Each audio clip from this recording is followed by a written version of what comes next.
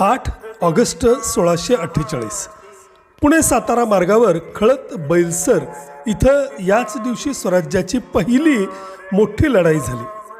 आदिलशाही सरदार फत्तेखान याच्या फौजेचा शिवाजीराजांनी यावेळी पराभव केला. शिवाजीराजे जे काही उपद्रव करत आहेत ते सगळं शहाजीराजांच्या सांगण्यावरून असं मानून आदिलशहानं शहाजीराजांना कपटानं कैद केली आणि 2 सैन्य पथकं महाराजांवर पाठवली. त्यापैकी एक बेंगळूरकडं पाठवलं तर दुसरं पुण्याकडं. 3000 सैन्याला घेऊन फत्तेखान पुण्याकडं आला.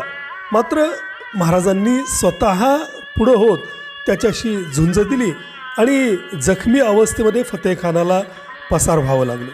हीच ती स्वराज्याची पहिली मोठी लढाई जी महाराजांनी स्वतः जिंकून दाखवली.